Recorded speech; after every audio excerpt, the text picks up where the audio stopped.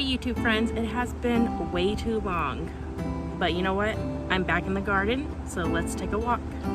Okay, last year I had planters up against my fence, and that is where I grew extra slicer tomatoes, cherry tomatoes, and melons or whatever was creeping out of these beds. I would hang up on the fence, but this year I have my cucumbers over here that I will eventually climb up here on the fence.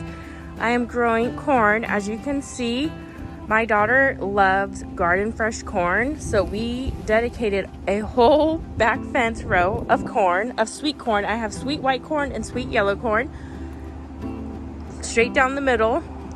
And I also have volunteer cosmos from last year and tomato plants back there as well that aren't doing too well, so I might pull these out.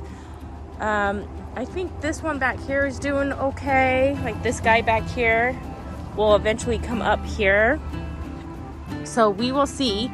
I definitely need a weed between the corn, but they are doing so well in this bed. The last couple of years I grew corn in the raised beds, and they are definitely more planted in the ground. All right, let's go over towards the front. Here is my onion patch. I already harvested these tiny little undone onions. They don't get very big, but they are a nice personal size where you only need 2. I went ahead and planted bitter lettuce down the rows, so that hasn't popped up yet. I have either Walla Walla onion here, Spanish onion, and also Utah Spanish yellow onion. Over in this corner, I have a mix of flowers. I have a volunteer Cosmo and volunteer chamomile. Then I have, what are those, zinnias? I can't think of their names right now. Planted all throughout here. Some germinated, some I just planted the other night. So various flowers popping up. I do have a volunteer morning glory as well. All right, and a volunteer sunflower. Yes, the third year. This is third year I am having so many volunteer plants. So that is a volunteer as well. This year I am doing tomato cages just to try them out. I probably will let them grow up and out and then just chop it off. I get tired of tomatoes and then I'm ready to start my fall garden. So that should be a perfect amount of time for me. The other various years I use bamboo sticks, and I chopped my tomato plants like before they were even done. So I'm doing cages this year. Not pruning. I normally typically heavily prune. I am not heavily pruning this year.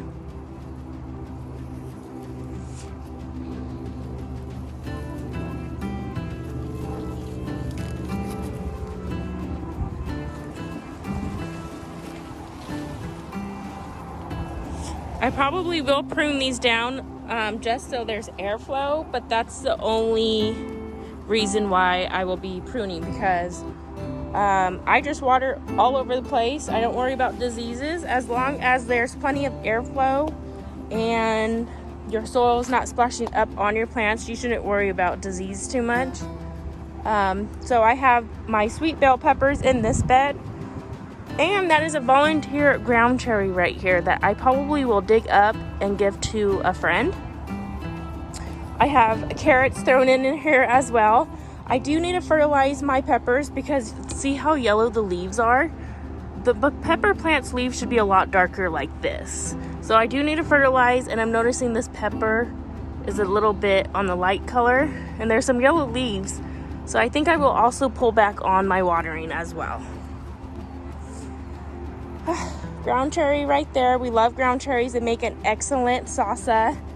I have the 2 rows of sweet peppers. I have Jimmy Nardolo peppers right here.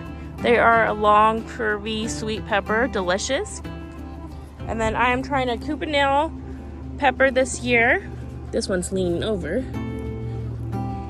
And then I am trying the Sugar Rush peach pepper, which is like a spicy jalapeno with a tropical peachy flavor to it, and regular jalapeno. I have my second ground cherry right here, which is just an Aunt Molly's ground cherry. And then I have a couple more ground cherry tomatoes. That's right, I'm also only growing cherry tomatoes because my daughter loves cherry tomato. And this year just seems like the Garden of Harmony this year.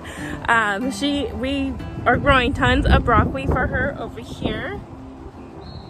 And we harvested quite a bit of heads already. And then we are just waiting for the purple broccoli to pop up. And so we are growing 5 cherry tomato plants because that's what she wants or what we'll eat. And then the whole wall of corn is her idea. And so I do have a few plants for myself. So for the cherries we are growing, I think this is the Gold Nugget. That is a white cherry. We have a sweetie tomato, which is my plant. I love the sweetie red tomatoes. And then we are growing the white cherry tomato, which is my daughter's favorite. Over here, I do have a volunteer cherry tomato plant, which I think is just a sweetie because they are on the smaller sides right here. And then I have a slicer tomato over here, which I think is a delicious or either a black creme, which is my favorite tomato. I also have watermelons popping up and the mini personal cantaloupes. A couple more ground cherries. This is a new variety. I think it's the Hanover ground cherry that I'm going to be trying. And they germinated a lot slower and they are taking off a lot slower.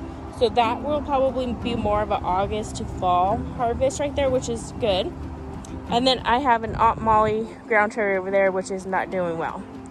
Something with this soil, it's just not good soil. I bought this soil this year and this one. So this is a new bed this year. And so it's this little corner I just kind of put together. And the soil just isn't that great. So I have 2 pumpkins right here. And I'm growing sunflowers in here because my Brussels sprouts did not grow. They were stunted.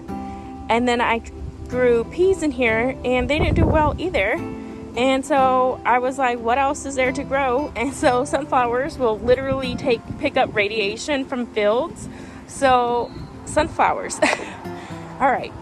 And then over here, as you can tell, these onions, these were the first ones in my garden this year, and they are just stunted as well. The greens are not growing, so there's something definitely wrong with the soil that I purchased. And so next year, I will have to buy just more compost and soil and kind of just try to revive this soil. So that half's not doing that bad. I did put bags of potting soil that I had put into grow bags into here that I decided not to use. So these 2 beds aren't exactly filled with the same soil. Over here we had broccoli that we harvested. That's my other slicer tomato I was talking about. And then I sown zucchini here. And I wasn't planning on growing zucchini because of the squash bugs are so horrible and the vine borers, but really it's the squash bug. So a squash bug from egg to bug adult cycle is about 10 days. So every 10 days there's baby squash bugs, eggs and squash bugs. And so every 10 days, every week, about every 7 days, I would come out here and flip up the leaves and try to hand pick the bugs off. And just the constant flipping back of the leaves in the plant, it just makes the plant struggle so much. So I am trying it. It is a lot later, so hopefully I bypass that really big mating season of them, and we'll see. But if not, I will just cut those off and try again in the fall time when the impact of the pests are just not that heavy. So here's the garden this year.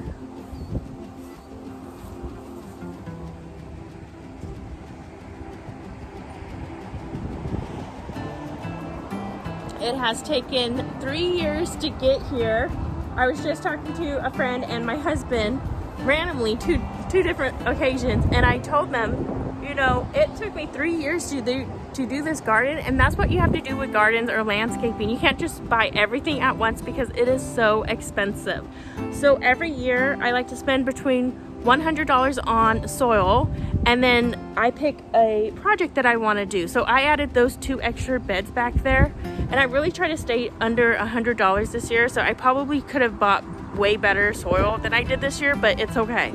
So every year I just pick a new project to do. Next year I probably will expand. Where am I?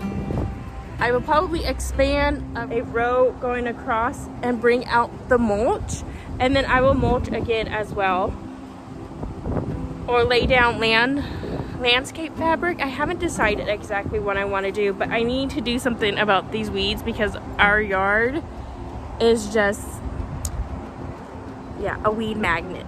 Yes.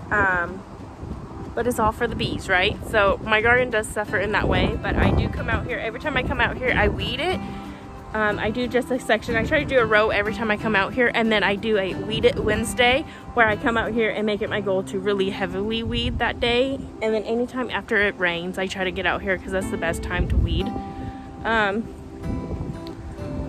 So yeah, that's the garden this year. It is looking so beautiful. Look at that sunflower over there.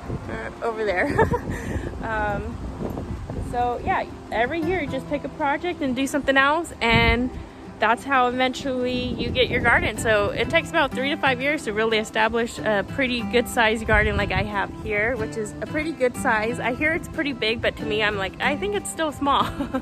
But I do want to buy land and do this like a huge upscale homesteading type deal, so that makes sense.